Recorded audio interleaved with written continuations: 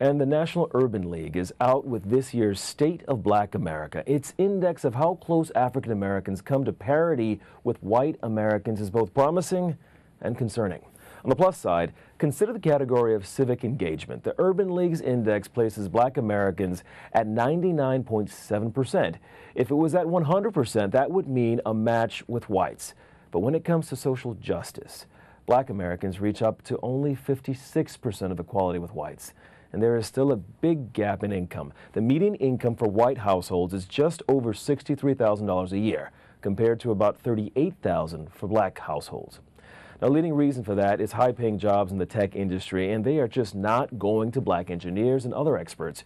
Fewer than 3% of tech employees at Twitter, Google, and Facebook, for example, identify as black. Here to explain that piece of the Urban League's report is Laura Mignott. She is the CEO of DFlash, an event marketing and production company.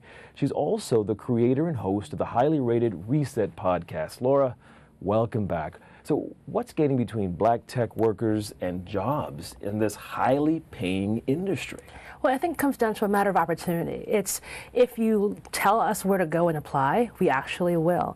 And what we've been seeing over the last 3 years with the Project Diane report, which shows VC funding is going to men and women of color, all these different tech reports where they self-report, they're not doing enough. And, their excuses are, well, you can't find these people, but they're not looking. Are you in HBCUs, starting from the very beginning? Are you actually being a part of other sorts of hackathons and groups where more people of color would actually be? It's if you'd like to find those people, go where they are. And that's not happening at a really big level because it's not hitting their bottom line yet. When it does, then they will.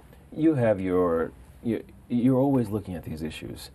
Were you surprised by their findings, or was it just a confirmation of what you knew? Well, yeah, it's funny because our company sits at the intersection of tech and culture. So we work with a number of tech brands, and we see this all the time.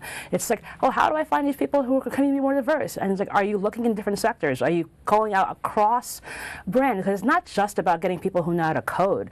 It's you have thousands of people who work for you. Are you looking for people who are great in HR, in marketing, in public relations, and communications? And the answer is no. It's basically they go in the same recruiting pools over and over again. There's thinking that because consumers are diverse, producers, specifically companies, should also be diverse. And if producers were much more diverse, it would help the bottom lines of companies. Given that, why aren't these tech companies reaching out more? It would seem it would help their bottom lines. Well, I think it's a lot of it. It's sort of an idea of being focused only on the dollar. Well, okay, if we're spending all this money on ads, we're getting good returns. We don't have to change course. But if you invest in where your profits are derived from, you're going to be far better off. And what needs to actually happen is if we actually put more investments in communities of color who over-index on Facebook, Google, Twitter, all these different platforms, yes, their dollars would grow even more. But they've got to see. I think at the end of the day, there's got to be enough pressure or enough consequences for them to make those sorts of changes. So it doesn't quite make sense for me, so I want you to hit me with this again. They know that they could make more money if they reach out to at least consumers of color, and there is some progress with that. One way to do that would be to tap expertise that can reach out to that market. And you're saying they're not doing that. Is there a reason why they don't want to make this leap? Is there any way that someone could argue to them, now is not necessarily the time to do that? Well, I don't think it's about now. Now is the perfect time to do this because they actually have the data to see who's actually using their platform, so they know this. But I think it's a lot of them come from the meritocracy side of the world, where it's if we help people with a quote unquote affirmative action, then we're not following our idea was just about your merits. Forgetting that this is the real world. I think we have to look at this in the world we actually live in. It's much difficult for communities of color to get these opportunities because these opportunities are high paying, are oftentimes not in cities where the cost of living is good for people of color. So if you're in San Francisco, everyone's getting priced out of there.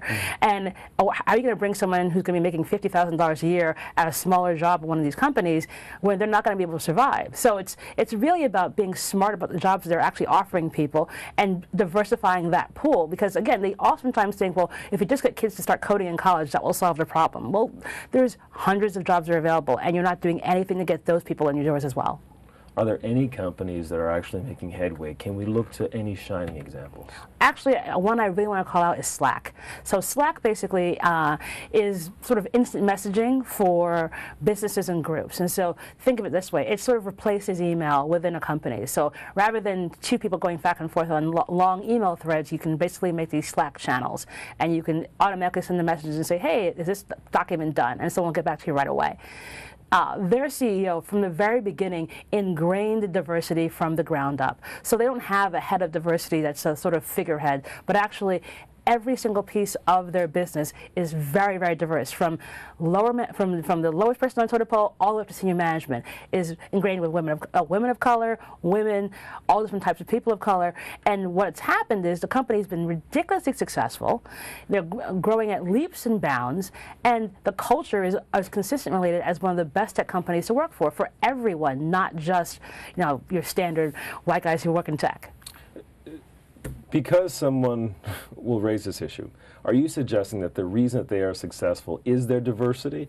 Is there a causal relationship? I think the strength of that company is because of the fact that you're getting better opportunities in the room to hear from. Because if you're only in the room with the same people, it's groupthink. You don't get any diversity of thought. So when you're building these platforms from the ground up, you're thinking about things differently because someone else has a varied experience. A lot of these tech platforms are built with people who are exactly the same, went to the exact same school, have the exact same life experience. So it's not to say it's a bad thing, but we all know that when you have diversity of thought in the room, you oftentimes get better results.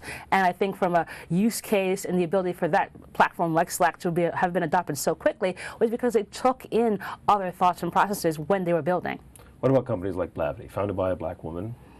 Absolutely. And again, from the ground up, you have a diversity of thought in the room and different experiences because that is where you're going to actually grow. And I think companies today that if they think about all right, I want everyone in this room to not be the same and can give me a unique perspective, we're going to be much better off, which is why, they're doing a fantastic job. So for the future states of Black America, where do you think are the areas that we need to focus on? We know that incomes are low. We know that Black Americans don't have as much exposure to the tech industry. Is there some other area that we should also be focusing on? Well, I think it's across the board. I think it's really about getting opportunities wherever we can find them and having this start from high school, not just when we're all the way through college and now going to do a career fair, you're going to walk around and try and hopefully get a job, but deeply ingrained across every single thing that you can think of because your skill set can be easily translatable. Oftentimes when I mentor high school kids, I'm like, who's the person who can do things on the fly, who can plan? You'll be a great project manager. There are great jobs that are available once people know that your skills are translatable. And I think the earlier we can get that on everyone's mind, the better off we're going to be. Thank you so much. Laura Mignott, CEO of event marketing and production company, DFlash.